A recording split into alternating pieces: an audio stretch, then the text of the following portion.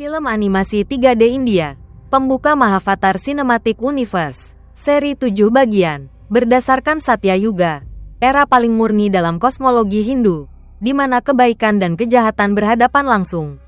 Kisah perjalanan Prahlad, anak penyembah Vishnu, membasmi iblis, menemukan kekuatan kesetiaan, kasih sayang, dan campur tangan ilahi saat kejahatan mencapai puncak.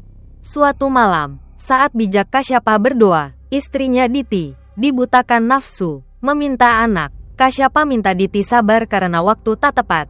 Iblis bisa reinkarnasi ke rahimnya. Lahirkan makhluk berbahaya bagi umat manusia.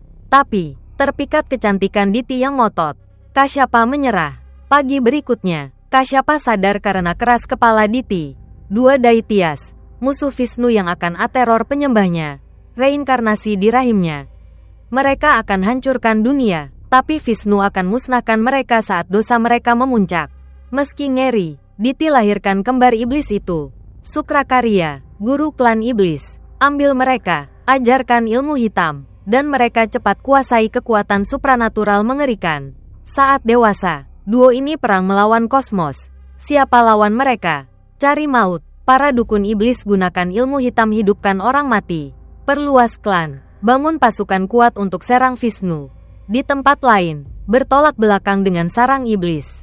Ada kerajaan harmonis dengan alam. Manusia di sini beriman murni pada Vishnu. Pahami esensi sapi, angin, alam, dan dewa. Lewat yoga, mereka terapkan ini dalam hidup. Raja lakukan yajna dan ritual. Saat dewa puas dengan penyucian pendeta dan yajna, mereka muncul. Serahkan persembahan ke Vishnu. Lalu, Vishnu berkati semua dengan kasih sayang. Duo iblis Daityas datang hancurkan kerajaan. Meski punya senjata canggih, kekuatan Daityas terlalu besar. Beberapa kibasan tangan kalahkan mereka. Raja ditangkap. Sebelum dibunuh, ia tegas bilang ke Hiranyakasipu bahwa meski mereka rampas dan hancurkan peradaban, keyakinan pada Vishnu tak akan terampas. Kini, mereka pilih jalan kehancuran karena kesombongan. Hiranyakasipu marah. Baginya, Vishnu penipu. Pilih kasih pada dewa, rendahkan klan iblis. Ia perintahkan adik kembarnya, Hiranyaksa, culik Dewi Bumi. Hanya itu akan pancing Vishnu, dan mereka akan hancurkan dia dengan tangan sendiri. Dewi Bumi yang cantik terbang, beri kehidupan, ciptakan bumi penuh vitalitas. Saat Hiranyaksa culik dia, ia kurung Dewi di dasar laut Garbodak. Provokasi Vishnu, buat dunia kacau dan gelap. Para dewa mohon leluhur selamatkan Dewi Bumi. Tapi hanya Vishnu bisa. Leluhur pun memohon padanya. Tiba-tiba, babi hutan muncul dari hidung leluhur. Inkarnasi Varaha dari Vishnu. Varaha jadi prajurit babi hutan besar dan gagah. Ia lacak tempat kurungan Dewi Bumi. Gali masuk sarang Hiranyaksa dengan tanduknya. Selamatkan Dewi di depan mata iblis itu. Hiranyaksa tak menyerah. Ia serang Varaha. Tapi pukulannya yang dahsyat tak berarti bagi Vishnu. Gada berbahayanya pun dilumpuhkan Varaha dengan mudah.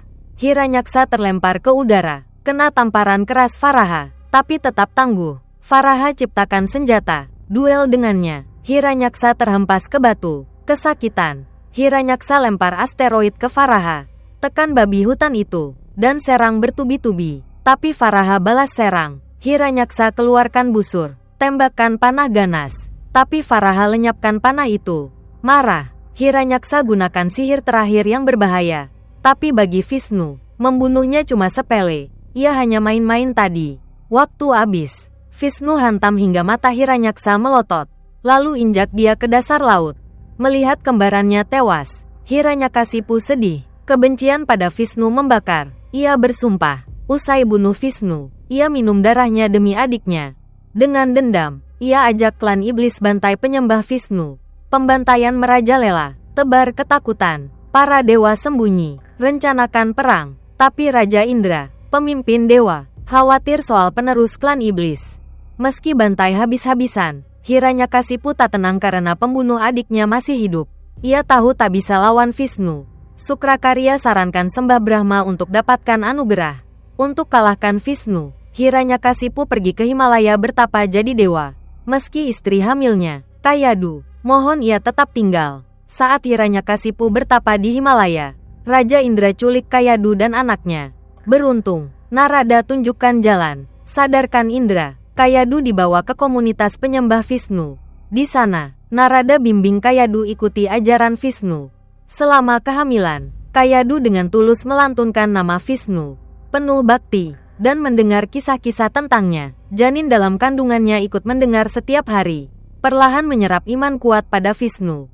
Sementara itu, di puncak Himalaya, setelah bertapa keras, saat akan menyatu dengan gunung, asketisme Hiranyakasipu guncang alam semesta. Brahma saksikan semua, penderitaan ekstremnya belum pernah ada yang lakukan, dan tak akan ada lagi. Brahma beri anugerah, kematian tak akan sentuh dia oleh makhluk ciptaan Tuhan, dewa, manusia, atau binatang, siang atau malam, di dalam atau luar ruangan, di darat atau di langit, dengan senjata atau tangan kosong. Ia juga dapat kekuatan dari yoga mistis. Nama dan kekayaan 3 alam jadi miliknya. Jadikan dia penguasa tak tertandingi, pria terkuat di alam semesta. Hiranyakasipu yakin dirinya jadi dewa abadi. Dengan kekuatan, ia serbu indera, jadikan pelayan. Ia perintahkan pelayan hanya dengar suaranya. Hanya patungnya boleh disembah di kuil. Persembahan hanya untuknya, kitab suci hanya puji dia. Mereka hanya boleh lantunkan satu mantra. Hiranyakasipu adalah Tuhan. Akhirnya, Hiranyakasipu selimuti dunia dengan kegelapan. Saat kegelapan menyelimuti, selalu ada sinar ilahi muncul. Saat iblis berkuasa, api keadilan menyala. Anak Hiranyakasipu dan Kayadu lahir. Dinamai Prahlad. Sejak dalam kandungan, ia sudah beriman kuat pada Vishnu. Meski anak iblis, Prahlad berwajah cerah, suci, tanpa taring seperti ayahnya. Meski hidup di kerajaan ayahnya yang dikuasai klan iblis, hati Prahlad tetap tertuju pada Vishnu. Ia punya jiwa murni, pemaaf, cinta kebaikan, selaras dengan alam. Diam-diam ia sembah Vishnu, dikelilingi iblis. Imannya tak goyah, bahkan merasa tak layak jumpa Vishnu karena keturunan iblis. Hiranyakasipu dirikan sekolah gurukul, ajarkan bahwa dia dewa tertinggi. Kekerasan adalah kebanggaan, dan musnahkan yang lemah adalah tugas yang kuat. Suatu hari, ia uji Prahlad untuk lihat apakah layak jadi pewaris tahta iblis. Ia temukan anaknya anggap Vishnu sebagai yang tertinggi. Marah, ia tuduh penyembah Vishnu menyusup ke gurukul. Perintahkan 2 guru benahi murid. Tapi asimilasi tak mempan pada Prahlad. Iman pada Vishnu sudah meresap sejak ia janin. Prahlad ajarkan ini pada teman-temannya. Yakin dewa selalu bersama mereka, seperti angin atau sinar matahari. Bersama teman, ia dengan hikmat dirikan altar untuk Vishnu. Namun, pemikiran Prahlad dianggap lemah oleh anak-anak lain. Tak pantas jadi pangeran. Pangeran mereka tak punya taring, hanya makan buah dan tanaman. Tak paham kekerasan adalah misi. Dan Hiranyakasipu adalah dewa. Bagaimana ia bisa memimpin di masa depan? Saat itu, seorang anak mau injak landak untuk tunjukkan kekuatan. Tapi diserang duri tajam landak. Prahlad nekat lindungi anak terkecil. Meski tertusuk duri, ia tak terluka. Akhirnya, anak-anak akui, yang kuat wajib lindungi yang lemah. Pangeran mereka baik hati, tapi tak lemah. Hanya satu anak, Baksya, tak setuju. Ia anggap cerita Prahlad khayalan. Kenyataan beda. Ia bawa anak-anak ke tempat penyembah Vishnu ditahan dan dipaksa kerja keras. Yang tak patuh pada ajaran pemujaan Hiranyakasipu disiksa kejam. Prahlad dan anak-anak terkejut dan sedih lihat pemandangan ini. Prahlad berlutut, mohon Vishnu tunjukkan jalan bebaskan penyembah. Tiba-tiba bunga teratai melayang ke arahnya. Cahaya terang zauliang kerajaan di malam gelap. Baksya dengan sinis bilang Vishnu tak akan datang untuk anak iblis berusia 5 tahun. Hidup Prahlad hanya akan penuh derita. Meski begitu, Prahlad tetap khusyuk puji kemuliaan Vishnu. Pertahankan iman pada dewa yang dilawan ayahnya seumur hidup. Beberapa waktu kemudian, Hiranyakasipu uji lagi iman Prahlad. Ia murka karena Prahlad tetap setia pada Vishnu. Tak anggap dewa itu musuh seperti keinginan ayahnya. Prahlad bahkan tegas bilang pamannya lakukan kesalahan besar dan pantas dimusnahkan Varaha. Hiranyakasipu sebut anaknya pengkhianat. Tendang dia ke tanah, diprovokasi anak buah dan guru klan. Ia yakin ini rencana Vishnu. Jadikan anaknya kapak untuk tebang pohon besar klan iblis. Ia hukum mati Prahlad, meski istrinya menangis memohon. Di depan istrinya, ia perintahkan binatang buas potong Prahlad jadi serpihan. Prahlad tak meratap, ia duduk, lantunkan nama Vasudeva, Tuhan tertinggi. Binatang itu ayunkan kapak, tapi kapak memantul. Hantam kepalanya, mati. Prajurit lempar tombak ke Prahlad. Tapi perisai misterius lindungi dia. Tombak balik serang prajurit. Guru klan hasut. Ini tantangan terbuka dari Vishnu. Prahlad cuma boneka. Ini perang supremasi. Hiranyakasipu makin tenggelam dalam kebencian pada Vishnu yang ia ciptakan sendiri. Ia perintahkan prajurit hancurkan Prahlad di depan umum di bawah kaki gajah gila. Prahlad diseret ke tempat eksekusi. Diikat ke roda. Ia terus lantunkan nama Vasudeva. 2 gajah gila dilepas, menyerbu, tapi tiba-tiba berhenti, berlutut, dan jinak di dekat Prahlad. Lalu mereka serang prajurit, bebaskan Prahlad. Akhirnya, Prahlad dikurung di penjara gelap. Mereka sadar kekuatan mistis lindungi dia. Tak ada yang bisa celakakan. Di penjara, ia tetap puji langit, lantunkan nama Tuhan. Malam itu, ia dibawa ke tebing, dilempar. Meski begitu, Prahlad tetap optimis, pandang pemandangan. Yakin meski mati, itu cuma raga, jiwanya lebih besar dari tubuh fana.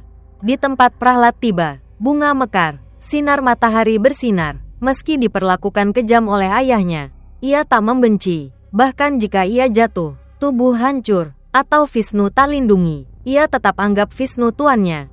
Prajurit dengar kata-katanya, tergerak, tapi tugas paksa ia dorong Prahlad dari tebing. Namun saat Prahlad jatuh, tangan raksasa menangkapnya. 2 prajurit turun, terpana lihat tubuh Prahlad diselimuti cahaya suci. Aman di bawah perlindungan Vishnu. Mereka percaya, sujud pada Vasudeva, Tuhan tertinggi. Cahaya bakti Prahlad menyebar, buat Hiranyakasipu takut rakyatnya berpaling usai saksikan kuasa Vishnu. Ia hanya punya satu pilihan, panggil adiknya, Holika, yang bisa bakar siapa saja jadi abu tanpa tersentuh api. Tapi kekuatan Holika diberikan syarat hanya untuk bela diri. Bukan disalahgunakan. Hiranyakasipu yakinkan bahwa Prahlad ikut musuh. Membunuhnya adalah lindungi klan, jadi tak melanggar. Holika setuju. Hiranyakasipu perintahkan prajurit siapkan kayu untuk bakar hidup-hidup Prahlad. Saat tahu, Prahlad hibur ibunya yang sedih. Lalu hadapi bibi kejamnya. Khawatir pada Holika, ia mohon jangan ikut ke tiang bakar. Takut ia jadi abu. Tapi Holika percaya diri. Angkat Prahlad ke tiang. Api menyala. Iblis tertawa jahat. Prahlad tetap tenang. Lantunkan doa. Tubuh Holika terbakar, menyala. Prajurit coba selamatkan, tapi gagal. Api padam. Prahlad utuh melangkah keluar. Holika jadi abu. Hiranyakasipu perintahkan lempar Prahlad ke laut. Prahlad tetap berdoa. Guru klan ketuk tongkat. Ular raksasa muncul. Ikat Prahlad ke batu. Saat Prahlad dilempar, Dewa Garuda datang. Selamatkan dia dari ular. Prahlad jatuh ke laut. Tetap berdoa, hingga Varuna, dewa air dan samudra, selamatkan dia. Varuna merasa terhormat hadir di depan penyembah langka seperti Prahlad. Prahlad mohon Varuna tunjukkan cara jumpa Vishnu. Tapi Varuna tak tahu caranya. Prahlad menangis di tepi pantai, merasa rendah sebagai keturunan iblis. Tak layak jumpa Vishnu, tapi ia rindu bertemu. Lelah, ia tertidur di batu. Vishnu, dengar doa tulus Prahlad, muncul, peluk dia. Vishnu bilang ia pelayan penyembah, terutama yang mulia seperti Prahlad. Terharu oleh hati murni Prahlad, Vishnu berkati dia, beri kemampuan rasakan kehadirannya di mana-mana. Prahlad makin tersentuh, benar-benar rasakan Vishnu di segala. Hatinya penuh, cukup untuk hidup ini. Kekuatannya menular, tarik manusia dan iblis ikuti dia. Bertelanjang kaki, ia masuk istana Raja Iblis. Semua kaget ia masih hidup. Hiranyakasipu marah. Prahlad tak beri kasih sayang padanya, hanya sembah Vishnu yang dianggap penipu. Prahlad bilang ia cinta ayahnya, tapi ikatan ayah anak hanya untuk hidup ini.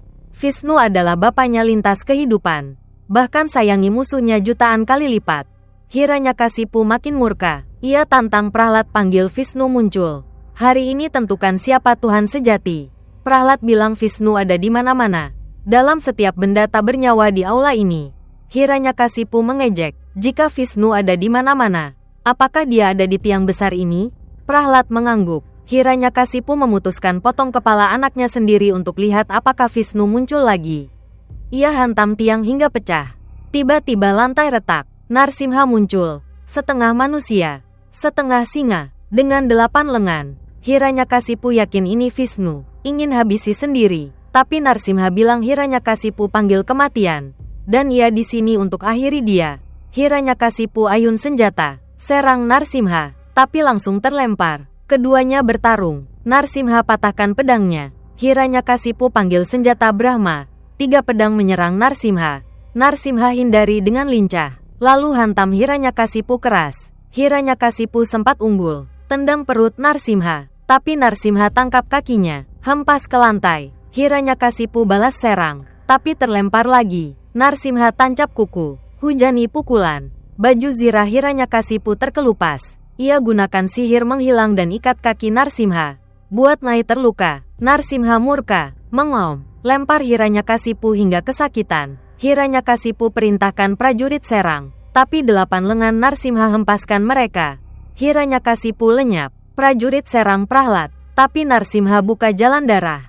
Lindungi dia, prajurit lihat kengerian ini, tak sempat lari, akhirnya dimusnahkan Narsimha satu persatu.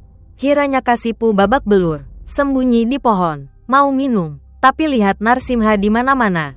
Akhirnya Narsimha muncul, lempar dia ke angkasa. Hiranyakasipu jadi monster raksasa, anggap diri matahari yang terangi gelap dengan ketakutan. Badai dan api yang bakar semua. Kekuatannya tertinggi, tapi ia hanya di telapak tangan Vishnu. Melihat tak terbatas di mata Narsimha, ia ketakutan. Ia coba serang, tapi jentikan jari Narsimha buatnya jatuh ke istananya. Saat tiba, ia masih yakin kematian tak sentuh dia. Tapi Narsimha kelabui aturan Brahma. Narsimha, pencipta tertinggi, ciptakan Brahma sendiri. Narsimha bukan manusia atau binatang. Ia taruh Hiranyakasipu di pangkuannya, bukan langit atau bumi. Waktu senja, bukan siang atau malam. Ia di ambang pintu, bukan dalam atau luar rumah. Lalu, dengan cakar, bukan senjata hidup atau mati, Narsimha robek perutnya. Keluarkan usus dan jantung, akhiri hidupnya. Guru klan iblis tak bisa hidupkan kembali Hiranyakasipu. Kerajaan yang ia bangun hancur seketika. Narsimha murka, para dewa tak mampu atau tak berani hentikan. Prahlad dengan tulus mohon Narsimha redakan amarah. Narsimha peluk, usap dia, nyatakan Prahlad penyembah mulia hingga ribuan generasi. Siapa sembah Prahlad, akan terima kasih sayang Narsimha.